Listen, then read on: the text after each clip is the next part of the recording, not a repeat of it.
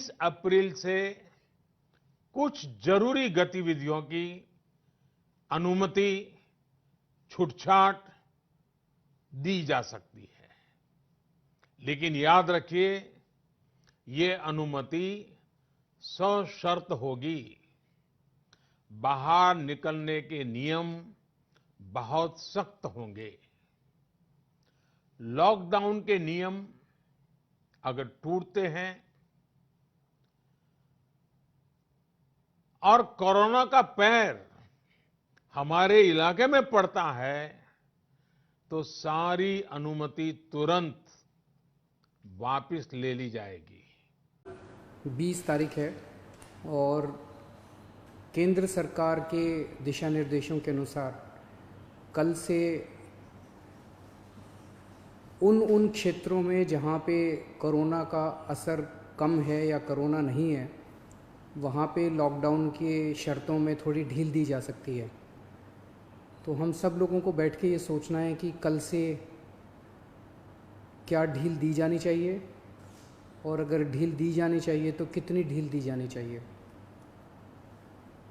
केंद्र सरकार का कहना है कि जो हॉटस्पॉट्स हैं और जो कंटेनमेंट जोन्स हैं उनमें ढील फ़िलहाल नहीं दी जानी चाहिए, क्योंकि वहाँ पे स्थितियाँ ख़राब हैं और अपने को कंट्रोल करने की ज़रूरत है।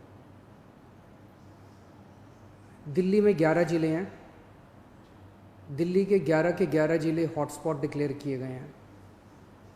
तो केंद्र सरकार के मुताबिक तो सभी कंटेनमेंट जोन्स में ढील नहीं दी जा सकती। हमने दिल्ली सरकार में अपनी भी असेसमेंट की। पिछले कुछ दिनों में मैंने कई एक्सपर्ट से बात की, लोगों से बात की, और उन सारी चर्चाओं का जो नतीजा निकला वो मैं आपके सामने रखना चाहता हूँ।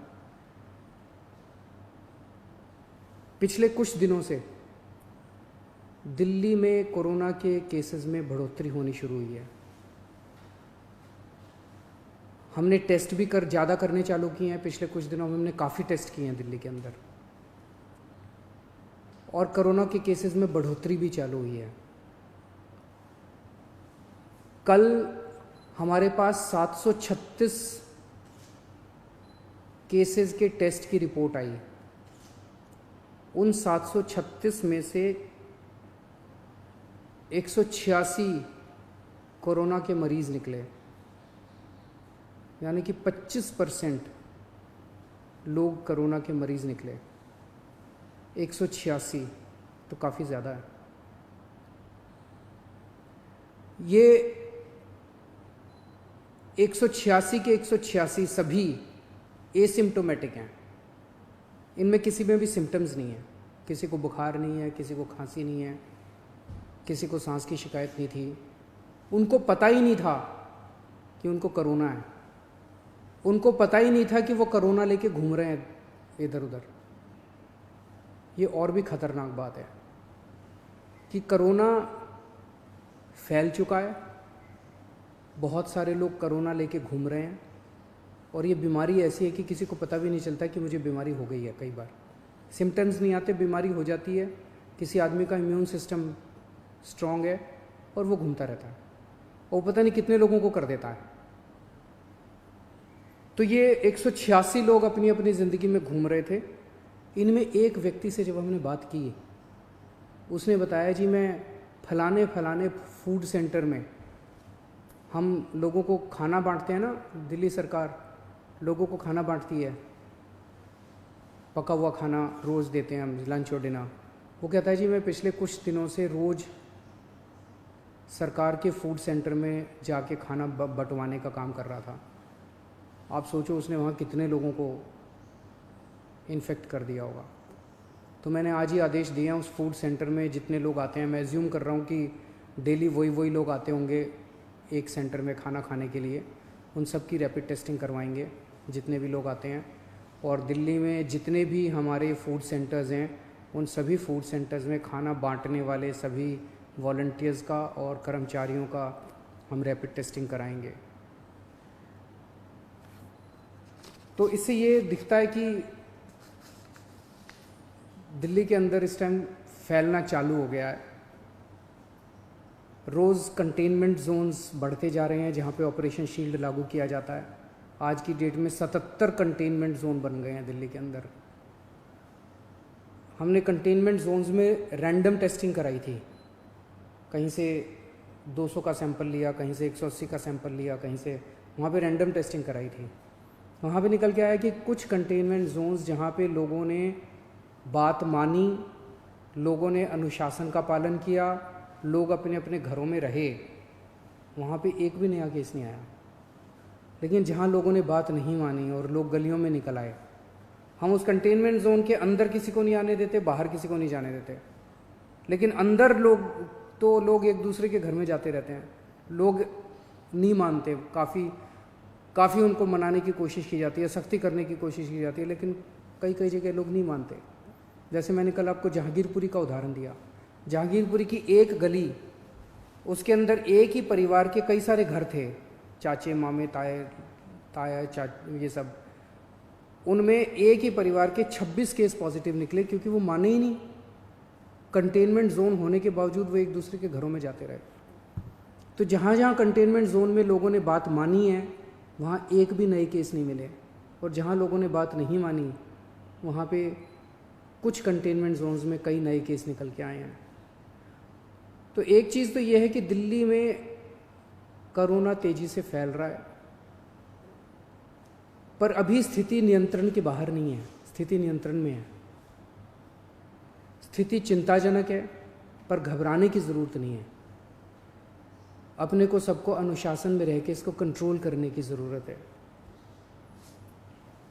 आज दिल्ली में टोटल 1893 केस हैं, मोटा मोटा 1900 मान लो, 1900 केस हैं। 1900 में से 26 आईसीयू में हैं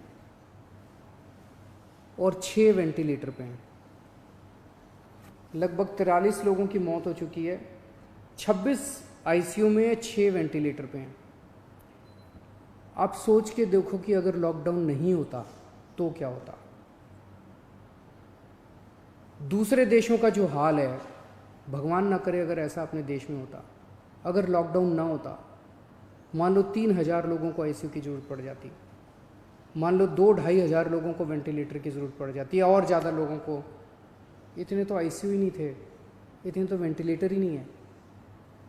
इटली में, स्पेन में, अमेरिका में यही देखने को मिल रहा है कि आईसीयू कम पड़ गए, वेंटिलेटर कम पड़ गए, अस्पताल की व्यवस्थाएं कम पड़ गई। सड़कों के ऊपर, अस्पताल के बाहर लोग पड़े हुए हैं जिनको इलाज नहीं मिल पा रहा। अगर लॉकडाउन नहीं होता तो स्थिति ऐसी हो सकती थी। लॉकडाउन की वजह से केसेस कम हैं फिलहाल। आज दिल्ली में पूरे देश की 2% जनसंख्या रहती है, लेकिन पूरे देश के जितने कोरोना के मामले हैं उसका 12% मामले कोरोना के दिल्ली में हैं। क्यों? दिल्ली देश की राजधानी है, इसीलिए दिल्ली को कोरोना की सबसे मुश्किल लड़ाई इस टाइम दिल्ली लड़ रही है। पिछले 2-2.5 महीने के अंदर विदेशों से जितने लोग आए वही लेके आए कोरोना विदेशों से, अपने देश में तो था नहीं। जितने विदेशों से लोग आए, सबसे ज़्यादा लोग दिल्ली में आए, क्योंकि दिल्ली देश की राजधानी है। अंतर्राष्ट्रीय एयरपोर्ट और भी कई जगह है, लेकिन सबसे ज़्यादा लोग यहाँ आते हैं। सबसे ज़्यादा लोग यहाँ आए, उनको हमने क्वारंटाइन में रखा, लेकिन उसके पहले नहीं रखा था, बाद में आई गाइडलाइंस। तो सबसे ज़्यादा मार दिल्ली को बर्दाश्त करनी पड़ी। मरकज़ के अंदर जो इंसिडेंट हुआ उसका भी सबसे ज़्यादा मार दिल्ली को बर्दाश्त करनी पड़ी। इसे दिल्ली पे सबसे बड़ी जिम्मेदारी पड़ी। तो आज जब ये निर्णय अपने को लेना है कि कल से कुछ ढिलाई देनी है कि नहीं देनी, मैं भी देना चाहता हूँ ढिलाई। इतनी सख्ती बड़ी मुश्किल हो जाती है। कैसे लोगों का गुजारा चलेगा, कैसे लोगों की रोजी रोटी चलेगी, कैसे लोगों का घर चलेगा। लोग बहुत मुश्किल में हैं, बच्चों के स्कूल बंद हैं। हम भी ढिलाई देना चाहते हैं, लेकिन ढिलाई देना बड़ा आसान है, और ढिलाई दे दी और स्थिति बहुत ख़राब हो गई और उसके बाद अगर आईसीयू कम पड़ गए और अस्पताल के बेड कम पड़ गए और वेंटिलेटर कम पड़ गए और ऑक्सीजन कम पड़ गई और पता नहीं कितनी अगर जानें चली गई, तो हम कभी अपने आप को माफ़ नहीं कर पाएंगे। इसीलिए इन सब चीज़ों को ध्यान में रखते हुए हमें लगता है अभी थोड़ा संयम बरतने की ज़रूरत है। हमने निर्णय लिया है अपने दिल्ली वासियों के ज़िंदगी का ख्याल रखते हुए, सबकी सेहत का ख्याल रखते हुए, कि फ़िलहाल लॉकडाउन की शर्तों में कोई ढिलाई नहीं दी जाएगी। एक हफ्ते के बाद फिर से हम सारे एक्सपर्ट्स के साथ बैठ के, सबके साथ बैठ के इस पे दोबारा इसकी असेसमेंट करेंगे और अगर ज़रूरत पड़ी तो उसके बाद ढिलाई दे सकते हैं, लेकिन फ़िलहाल दिल्ली में किसी तरह की कोई ढिलाई नहीं दी जा रही है।